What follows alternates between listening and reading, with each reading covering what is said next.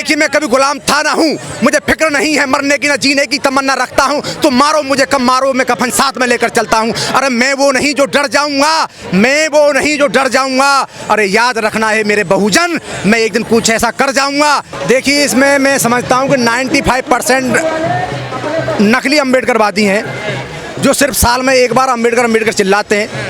उसके बाद वही अंधविश्वास, पाखंडवाद, वही कावड़ भर के लाना, वही नवरात्रे मनाना, वही इनका होली दिवाली चलता रहता है। इनको जब तक ये नहीं सुधरेंगे तब तक बाबा साहब का सपना अधूरी रहेगा और उनकी आत्मा भी इस तरह से मरती रहेंगी। बस इन्होंने बाबा साहब को एक तरह से अपना एंजॉय का और जो उसका मजे का साधन बना दिया है कि पूरे साल बाबा साहब के नाम पे दिखावा करते रहो और 14 अप्रैल आए तो उनके एक दिखावा करके कोई ये ना कहे कि अम्बेडकरवादी नहीं है, अम्बेडकरवादी बैठे हुए हैं। तो सही मायने में तो 95% ये नकली अम्बेडकरवादी हैं, दोगले अम्बेडकरवादी हैं। जिस दिन ये असली अम्बेडकरवादी बन जाएंगे, मनुवादी थर थर कांपेंगे। जिस तरह से अकेले बाबा साहब से मनुवादी थर थर कांपते थे, उसी तरह से इन नकली अम्बेडकर जिस दिन असली अम्बेडकरवादी बन जाएंगे, ये थर थर कांपेंगे। स्टॉल जो लगाते हैं ये भी तो नकली लगाए। देखिए मैं जहाँ भी मैं जाता हूँ, अभी मैंने अम्बेडकर जयंती का मैंने अभी एक चंदा उगाया, तो जो 1-1 लाख रुपए तनख्वाह ले रहे हैं, जो गवर्नमेंट सर्वेंट बने हुए हैं, जो अच्छी खासी संसाधन पर जी रहे हैं, उनके हाथ से 100 रुपये 101 रुपये चंदा आया।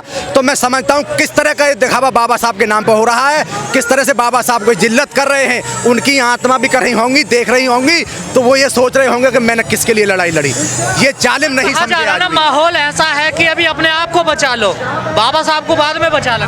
देखिए याद रखिए, जो कौम कुर्बानी नहीं दे सकती वो कभी अपना इतिहास नहीं लिख सकती। क्रांतिकारी कौम ही अपना कुर्बानी देती है और वही अपना इतिहास लिखती है।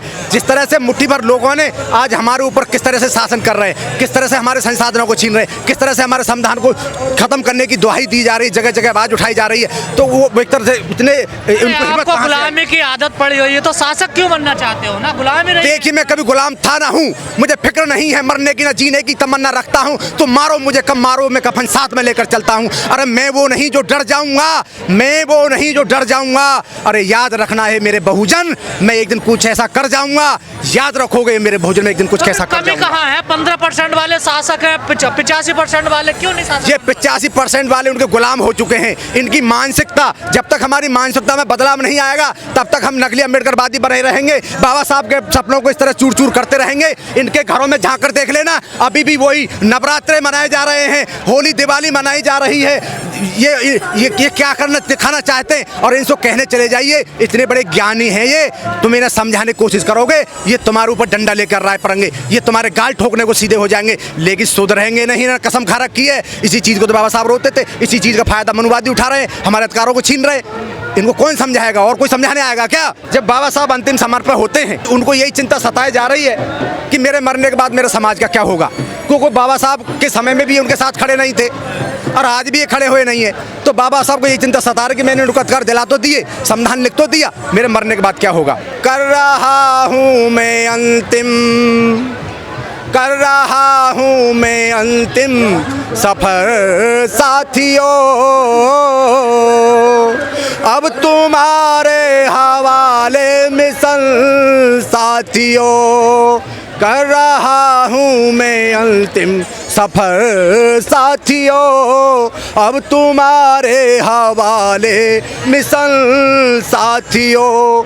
आई कितनी भी मुश्किल न पीछे हटा, अधिकारों की खातिर मैं लड़ता रहा। आई कितनी भी मुश्किल न पीछे हटा, अधिकारों की खातिर मैं लड़ता रहा।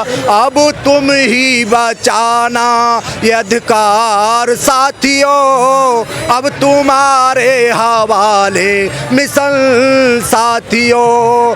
कर रहा हूँ मैं अंतिम सफर साथियों अब तुम्हारे हवाले मिसल साथियों। तुम सोते रहे मैं जगाता रहा, तुम सोते रहे मैं जगाता रहा, तुम मरते रहे मैं बचाता रहा। अब रहना है तुमको मिलकर साथियों, अब तुम्हारे हवाले मिसल साथियों। कर रहा हूँ मैं अंतिम सफर साथियों, अब तुम्हारे हवाले मिसल साथियों।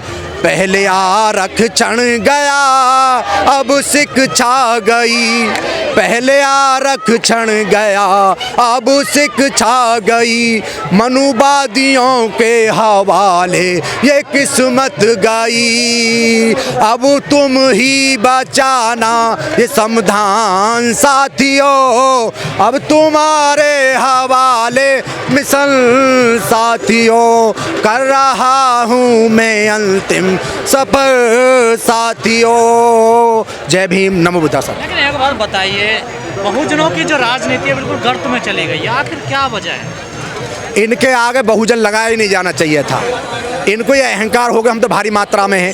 अरे भारी मात्रा में तो जंगल में झुंड में जानवर भी होते हैं, एक शेर उनको किलोमीटर तक धकेलता हुआ चले जाता है, जिसको चाहता है उसका शिकार कर लेता है। कॉन्सेप्ट तो ये बहुजन एक जिनके अंदर कलेजा नहीं है, जिनके अंदर दिमाग नहीं है, जो अपने अधिकारों को बचा नहीं सकते, अपने समाज को जगा नहीं सकते, ये अंधविश्वासी पाखंडवादी बहुजन है। ये बाबा साहब के बहुजन नहीं है। जिस दिन बाबा साहब के बहुजन बन जाएंगे तो ये उस दिन मनुवादी देश पर राज नहीं करेंगे। पिछड़ा समाज तो अपने आप को बहुजन मानता ही नहीं है ना, कौन सा नारा है, कहाँ? देखिए, पिछड़ा समाज नहीं है, वो शूद्र हैं। मनुवादी व्यवस्था में वो शूद्र हैं और हम मनुवादी व्यवस्था से बिल्कुल अलग हैं। SC ST मनुवादी अछूत नहीं है। अछूत का ठप्पा हमारे ऊपर जबरदस्ती लगाया जा रहा है और OSC OBC जो कौम है वो टोटल अछूत है। और बाकी जो तुम जानते हो सोना में गिने ही जाते हैं। तो ये हमारे साथ एक तरफ दिखावा हो रहा है, हमारे साथ छल हो रहा है, हमको जबरदस्ती शूद्र बनाया जा रहा है। तो जिस दिन हम अपनी ताकत को पहचान लेंगे और अपने आप को सुधार लेंगे। राजनीति में कैसे उभार आए? देखिए, आज की राजनीति हम जो ये आप कांसी राम के जमे की राजनीति नहीं रह गई है। जिस समय उन्होंने क्रांतिकारी सोच पैदा की थी, सारे बहुजनों को घर घर जाकर जगाया था, आज ये वो बहुजन नहीं रह गए। आज ये गुलाम बहुजन है। आज इनको जब हमें ज़रूरत थी गठबंधन के साथ सरकार को इनको मनुवादियों को हराने की, तब हम अकेले चुनाव लड़ रहे हैं। तो ये भी आप भी जानते हो, जब हम 85% बहुजन मिलकर जब 85% बहुजन मिलकर मनुवादियों कुछ नहीं बिगाड़ पा रहे, तो अकेली बहन जी अकेले मिलकर क्या उखाड़ लेंगी। तो आज की ज़रूरत थी, इसमें सबसे ज़्यादा फायदा हमारा होना था, जिसका हमने सदुपयोग नहीं किया और उसको हमने फायदा नहीं उठाया। अगर यदि हम गठबंधन में चले जाते, शायद हमारी ताकत दुगनी तिगनी चारगुनी भी हो सकती थी, हमारा अधिकार सामान्य बच जाता। देखिए, पहल करनी पड़ती है, ऐसा नहीं है आप पहले ही अपने आप को कह दो मैं PM बनूंगी या मैं PM बनूंगा। तो जब गठबंधन में कोई PM का चेहरा पहले लिया ही नहीं गया है, तो अपने आप को कहने नॉमिनेट कर सकते हो। तो हमें आज ज़रूर हमें PM बनने की ज़रूरत नहीं है। आज हमें मजबूत होकर मनुवादियों को सत्ता से हटाने की ज़रूरत थी और सत्ता पे इंडिया गठबंधन की सरकार बनाने की ज़रूरत थी। तब हम इनको हरा पाते, तब अपने मान सम्मान अधिकार को संविधान को बचा पाते। आज भी हम अधूरी लड़ाई लड़ रहे हैं, अभी भी हम नहीं जागे तो आने वाले समय में मनुवादी हमारा सब कुछ खत्म कर देंगे। ये बड़े अहंकारी लोग हैं, बड़े जालिम लोग हैं, बड़े सातिर लोग हैं। ये किसी से डरते नहीं है। आज शासन प्रशासन में हर जगह बैठे हुए हमको डरा रहे, हमको धमका रहे हैं। तो इसलिए हमें आज सोचना है। तो अभी भी हमारे पास वक्त है कि अगर यदि बहुजन जागे तो हो सकता है जहाँ भी हमारा इंडिया गठबंधन का या बहुजन समाजवादी पार्टी का कैंडिडेट भारतीय जनता पार्टी को हरा रहा है, उसको वोट करेगा, तब हम बच पाएंगे। हमें वो मुगालते में ना रहें कि मनुवादी हमारा कभी हो जाएंगे। ये कभी नहीं हुए, ना होंगे। इन्हीं की वजह से हमने हज़ारों साल दास्ता झेली, इन्हीं की वजह से हमने हमेशा जुल्म झेले कि हमारे कब हो जाएंगे, कभी नहीं हो सकते।